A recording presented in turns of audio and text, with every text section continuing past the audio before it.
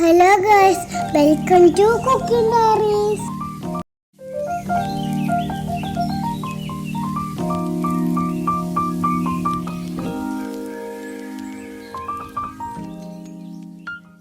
Hi all, welcome back. പുതിയൊരു വീഡിയോയിലേക്ക് എല്ലാവർക്കും സ്വാഗതം. അപ്പോൾ ഇന്നത്തെ വീഡിയോയിൽ ഷെയർ ചെയ്യുന്നത് വെണ്ടക്കൊണ്ടുള്ളൊരു കറിൻ്റെ റെസിപ്പിയാണ്. അപ്പം നമുക്ക് ചോറിൻ്റെ കൂടെയൊക്കെ സെർവ് ചെയ്യാൻ പറ്റിയിട്ടുള്ള അടിപൊളി കറിയാണ്. വെണ്ടക്ക ഇഷ്ടമില്ലാത്തവരൊക്കെ ഇതുപോലെ ഒന്ന് ഉണ്ടാക്കി നോക്കിക്കോട്ടോ. അപ്പോൾ എന്തായാലും എല്ലാവർക്കും ഇഷ്ടപ്പെടും. അപ്പോൾ ഇതിൻ്റെ ഡീറ്റെയിൽസ് ഒന്നും മിസ്സാവാണ്ടിരിക്കാനായിട്ട് വീഡിയോ സ്കിപ്പ് ചെയ്യാണ്ട് മുഴുവനായിട്ട് തന്നെ കണ്ടു നോക്കുക. കണ്ടുകൊണ്ടിരിക്കുമ്പോൾ വീഡിയോ ഇഷ്ടപ്പെടുന്നുണ്ടെങ്കിൽ ലൈക്ക് ചെയ്യുക. കൂടെ തന്നെ ഫ്രണ്ട്സിനും ഫാമിലിക്കൊക്കെ ഷെയർ ചെയ്യുക. പിന്നെ നമ്മുടെ ചാനൽ നിങ്ങൾ ഇതുവരെ സബ്സ്ക്രൈബ് ചെയ്യാത്തവരാണെങ്കിൽ ഒന്ന് സബ്സ്ക്രൈബും കൂടെ ചെയ്യാം കേട്ടോ.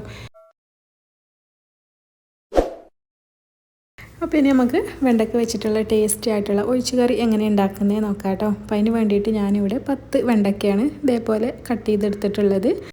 പിന്നെ നമുക്കിതിലേക്ക് വേണ്ടത് 3 പച്ചമുളക് ഇതേപോലെ 2ആയി മുറിച്ച് എടുത്ത് വെച്ചിട്ടുണ്ട്. പിന്നെ 2 തക്കാളിയും ചെറുതായിട്ട് കട്ട് ചെയ്ത് റെഡിയാക്കി വെച്ചിട്ടുണ്ട്.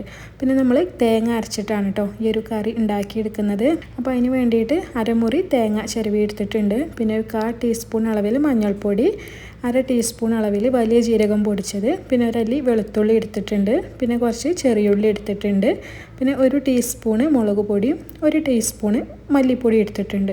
പിന്നെ കുറച്ച് പുളിയും വെള്ളത്തിലിട്ട് വെച്ചിട്ടുണ്ട്.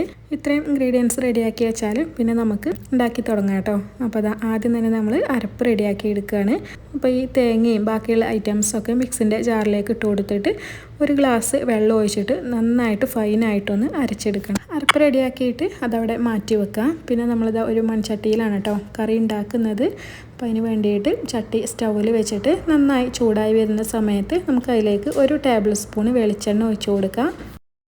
എണ്ണയൊക്കെ നന്നായിട്ട് ചൂടായി വരുന്ന സമയത്ത് നമ്മൾ ആദ്യം തന്നെ കട്ട് ചെയ്ത് വെച്ചിട്ടുള്ള വെണ്ടക്ക ഇതിലേക്ക് ചേർത്ത് കൊടുക്കുക കേട്ടോ.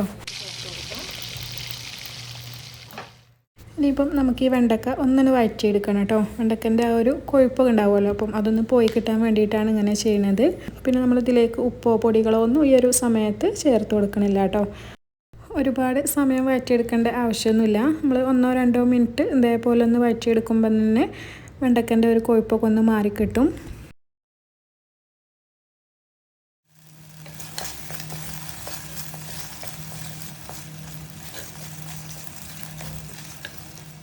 അപ്പോൾ ഇതാ വെണ്ടക്ക കൊഴുപ്പൊക്കെ മാറി റെഡിയായി വന്നിട്ടുണ്ട് കേട്ടോ. പിന്നെ നമുക്കിത് ഒരു പാത്രത്തിലേക്ക് മാറ്റി കൊടുക്കാം.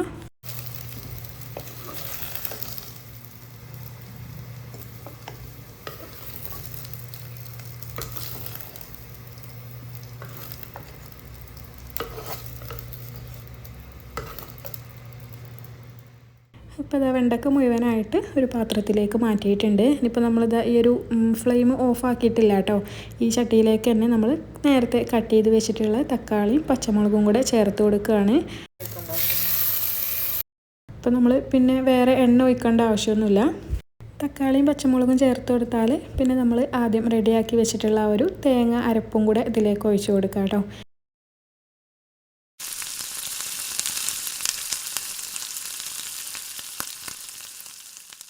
അപ്പോൾ ഈ ഒരു മിക്സിൻ്റെ ജാറിലേക്ക് കുറച്ച് വെള്ളം ഒഴിച്ചിട്ട് നമുക്ക് കറിക്ക് ആവശ്യത്തിനുള്ള വെള്ളം കൂടി ഇതിലേക്ക് ചേർത്ത് കൊടുക്കുന്നുണ്ട്.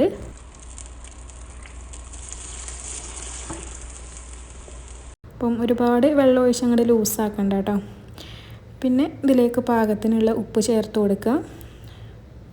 ഇത്രയും ചേർത്ത് കൊടുത്തിട്ട് നന്നായിട്ടൊന്ന് മിക്സ് ചെയ്തെടുക്കുക. ഇപ്പോൾ എല്ലാം കൂടെ നന്നായിട്ടൊന്ന് മിക്സ് ചെയ്തെടുത്തിട്ട് നമുക്ക് തക്കാളി നന്നായിട്ടൊന്ന് വേവിച്ചെടുക്കണം. അപ്പം അതിന് മുമ്പ് ഞാനെടുത്ത തക്കാളി കുറച്ച് പുളി കുറവുള്ള തക്കാളിയാണ്. അപ്പം അതുകൊണ്ട് കുറച്ച് പുളി പിഴിഞ്ഞൊഴിക്കുന്നുണ്ട് കേട്ടോ. അപ്പം നമ്മളെടുക്കുന്ന തക്കാളി പുളി കുറവുള്ളതാണെങ്കിൽ ഇതേപോലെ കുറച്ച് പുളി പിഴിഞ്ഞൊഴിച്ചു കൊടുക്കുക. ഇപ്പം നല്ല പുളിയുള്ള തക്കാളി ആണെങ്കിൽ ഈ ഒരു പുളി ഒഴിക്കേണ്ട ആവശ്യമില്ല.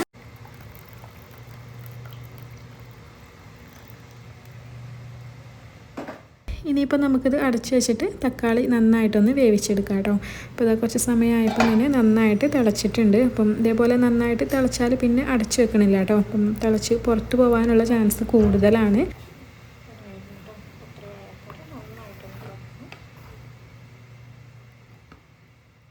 അപ്പോൾ ഇതാ തക്കാളിയൊക്കെ നന്നായിട്ട് കുക്കായി വന്നിട്ടുണ്ട് കേട്ടോ. ഇതേപോലെ തക്കാളിയൊക്കെ നന്നായി കുക്കായി എണ്ണയൊക്കെ തെളിഞ്ഞു തുടങ്ങുന്ന സമയത്താണ് നമ്മളിതിലേക്ക് വെണ്ടക്ക ചേർത്ത് കൊടുക്കേണ്ടത്.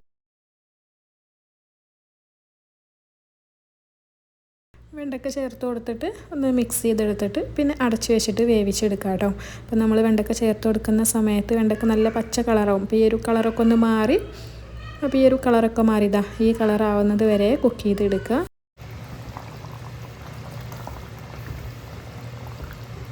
അപ്പോൾ ഇതേപോലെ നന്നായിട്ട് വെണ്ടയ്ക്കൊക്കെ കുക്കായി എണ്ണയൊക്കെ തെളിഞ്ഞ് തുടങ്ങുന്ന സമയത്താണ് കേട്ടോ നമ്മൾ ഫ്ലെയിം ഓഫാക്കിയിട്ട് മാറ്റി വെക്കേണ്ടത്. അപ്പോൾ ഇതാ നമ്മൾ കറി സ്റ്റൗന്ന് മാറ്റി വെച്ചിട്ടുണ്ട്. ഇനിയിപ്പോൾ നമുക്കിതൊന്ന് വറവിട്ടെടുക്കാം. അപ്പോൾ അതിന് വേണ്ടിയിട്ട് ഒരു പാന് സ്റ്റൗവിൽ വെച്ച് കൊടുത്തിട്ടുണ്ട്. ഇനിയിപ്പം അതിലേക്ക് കുറച്ച് വെളിച്ചെണ്ണയാണ് ഒഴിച്ച് കൊടുക്കുന്നത്. എണ്ണയൊക്കെ നന്നായിട്ട് ചൂടായി വരുന്ന സമയത്ത് നമുക്ക് കുറച്ച് ചെറിയുള്ളി ഇതേപോലെ ഒന്ന് അരിഞ്ഞെടുത്തിട്ട് ചേർത്ത് കൊടുക്കാം. അപ്പോൾ നമ്മൾ ലാസ്റ്റ് വറവിട്ട് കൊടുക്കുന്ന സമയത്ത് ചെറിയ ഉള്ളി തന്നെ വേണം എടുക്കാൻ കേട്ടോ. സവാള ചേർത്ത് കൊടുത്താൽ അത്രയ്ക്ക് അങ്ങോട്ട് ടേസ്റ്റ് ഉണ്ടാവില്ല.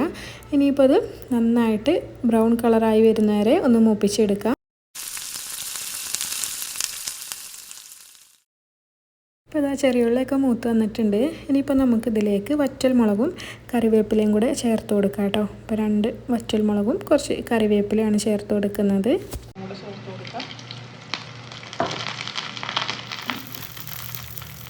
പിന്നെ ഇതാ ഫ്ലെയിം ഓഫാക്കിയിട്ട് ഒരു നുള്ള് മുളക് പൊടിയും കൂടെ ചേർത്ത് കൊടുക്കുന്നുണ്ട് കേട്ടോ. അപ്പോൾ നമ്മുടെ കറിക്ക് നല്ലൊരു കളർ കിട്ടാൻ വേണ്ടിയിട്ടാണ് ഇങ്ങനെ വറവിട്ടെടുക്കുന്ന സമയത്ത് കുറച്ച് മുളക് പൊടി ചേർത്ത് കൊടുക്കുന്നത്. ഇനിയിപ്പോൾ ഇത് മൂന്നും നമുക്ക് ആ ഒരു പാനിൻ്റെ ചൂടിലിരുന്നിട്ട് തന്നെ നന്നായിട്ട് മൂത്ത് കിട്ടും. അപ്പോൾ ഇതാ റെഡി ആയിട്ടുണ്ട്. ഇനിയിപ്പോൾ നമുക്കിത് റെഡിയാക്കി വെച്ചിട്ടുള്ള കറിയിലേക്ക് ഒഴിച്ച് കൊടുക്കാം.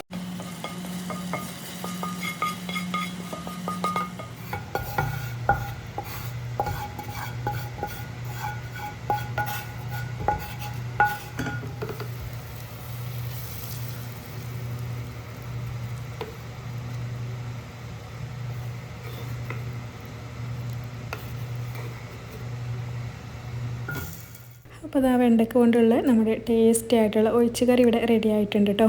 അപ്പോൾ ഇനിയിപ്പോൾ നമുക്കിത് ചൂടോട് കൂടി തന്നെ സെർവ് ചെയ്യാം. ചോറിൻ്റെ കൂടെയൊക്കെ നല്ല അടിപൊളി ടേസ്റ്റ് ആയിരിക്കും.